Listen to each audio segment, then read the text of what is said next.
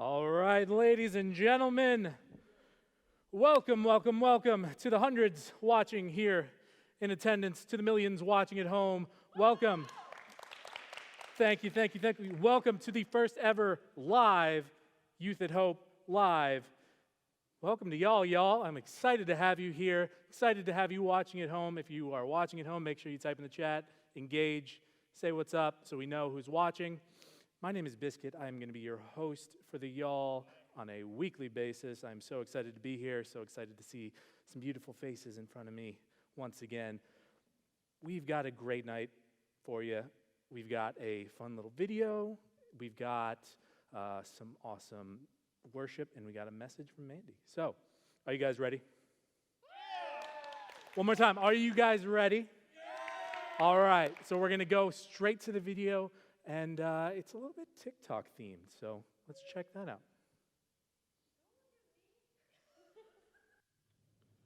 Today there exists a rather popular phone application. This application lives on the phones of over 800 million users worldwide. This app is the middle ground between the imaginations of the internet and the real world. Between entertainment and madness. On this show, we look to dive headfirst into that madness. This is As Seen on TikTok.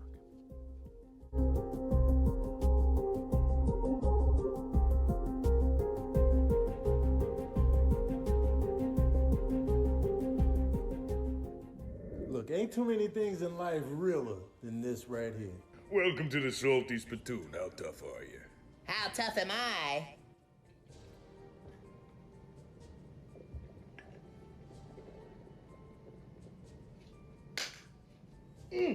Oh, I'm not tough. The Brown Listerine? The Brown Listerine plays zero games. It's not here to make you feel better. It's not here to put on a little fancy show and good taste. The Brown Listerine is all business. It will erase from your mouth everything you've ever eaten, every person you've ever kissed. It will erase every word you've ever said. You could put Brown Listerine in the gas tank. It'll give you 20 miles. You could throw Brown Listerine on Jason Voorhees' hockey mask. He will be down for the count. If you got baptized in Brown Listerine, all sins are forgiven.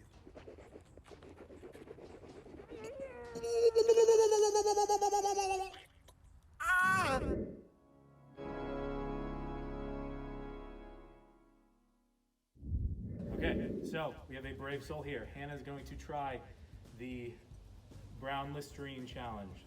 Hannah, all you got to do is, like a normal mouthwash, just take it, gargle for as long as you can, and we're just gonna see how long you can last. Oh, it's like a timer thing. Yeah.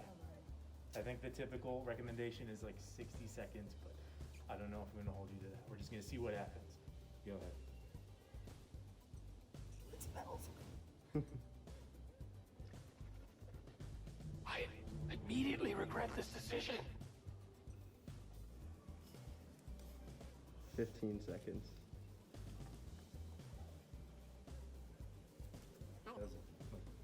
Bad? Is it really bad? Is it burning? Is it burning? 30 seconds.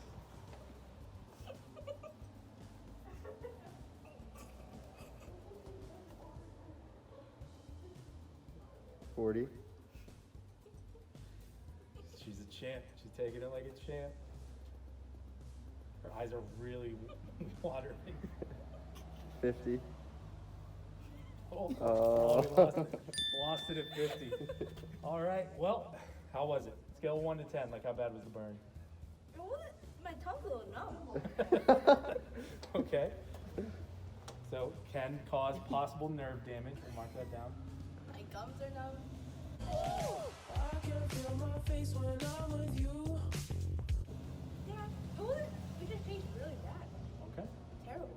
All right. Well, thank you for your assistance in this. You can take a bottle of water if you'd like. So, just gotta take that.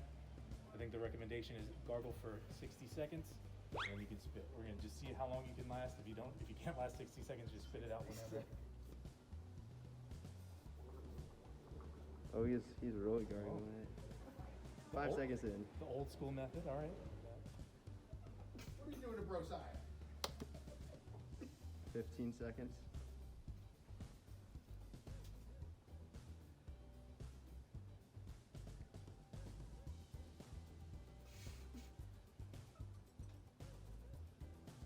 Thirty seconds.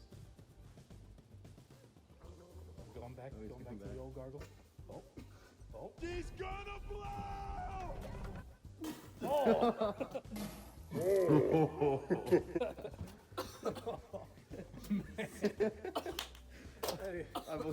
I was somewhere around the 42, 43 mark. There you go. You can take some water. Thank you for participating in our little scientific experiment. They're both doing it. All right, so I, being the kind and caring scientist that I am, would not force anything upon anybody that I would not myself do. So I got my good friend Mikey here.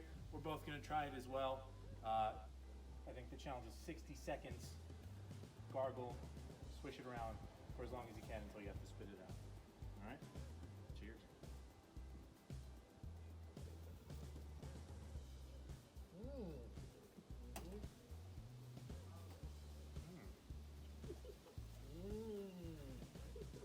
So that's 10 seconds in. Biscuit looks like he's in a little bit of pain. 20 seconds. This is actually the stuff Mike has at home.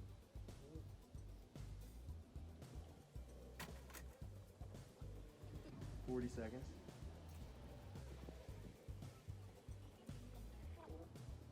50 seconds. They lost a little.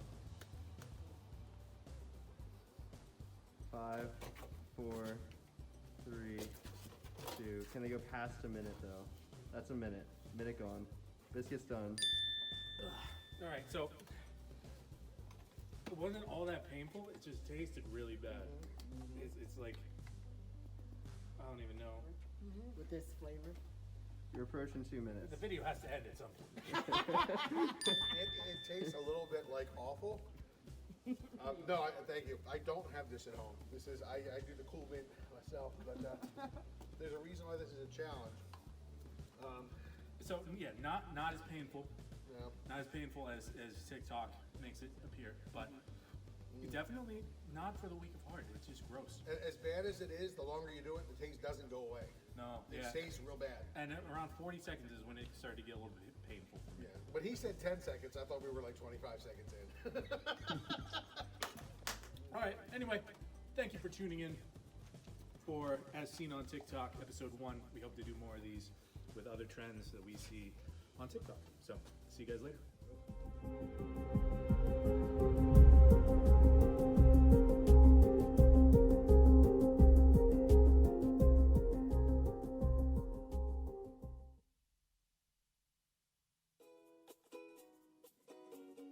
In our last video, we learned that evangelism means good news, and that as followers of Jesus, we are messengers of the good news about Him. We learned that believing and receiving this good news for ourselves causes us to pivot our goals and our feelings and our identity and our choices toward a new purpose. How can these things help me show the world around me the good news about Jesus? What is this good news? It's the good news that the God of the universe is gracious and compassionate, slow to anger and rich in love. The Lord is good to all, and He has compassion on all He has made. The good news is that He came to earth as a human being in Jesus, and He gave His life as a sacrifice so that we could be cleansed from the guilt of our sin and free to live an abundant life in close relationship with Him. This is really good news.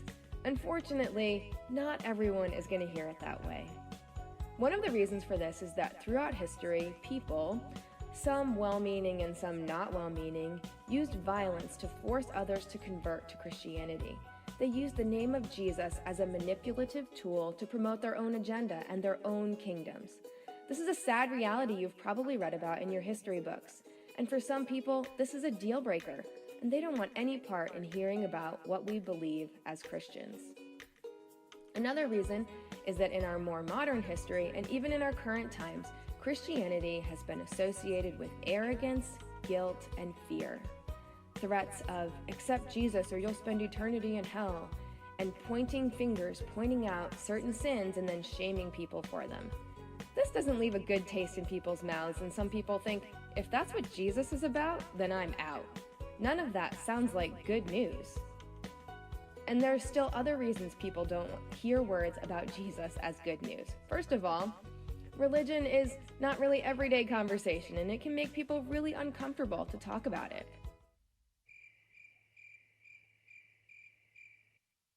Jesus talk can also sound strange to many of our friends who don't have any religious background at all. It's kind of like a foreign language. And finally, because of the reputation Christianity has built, it's often automatically assumed that when we start talking about Jesus, we must be condemning anyone else who has a different religion or set of beliefs. With all this going on, it seems like it might be easier, and maybe even better, to just stay quiet and keep the good news to ourselves. After all, we don't want to offend anyone or make them uncomfortable. But here's my question. What's the first thing you do when you hear any other good news? You tell someone, right? You want to talk about it and share the goodness with someone else. It's a natural and expected part of friendship that you would share about the good things happening in your life. When my friend has good news, I want them to share it with me. I want to know about what's going on in their life, because that's what friendship is.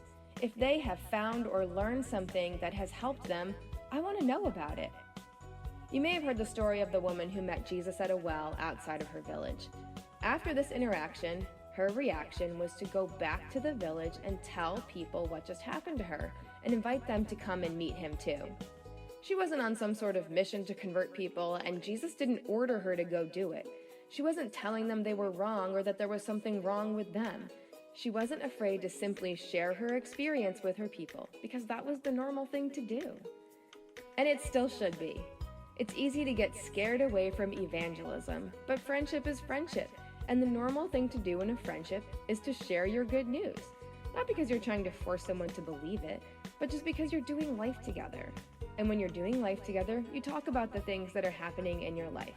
And if what's happening in your life is goodness because of the grace, compassion, love, and freedom that come from Jesus, then why not share it?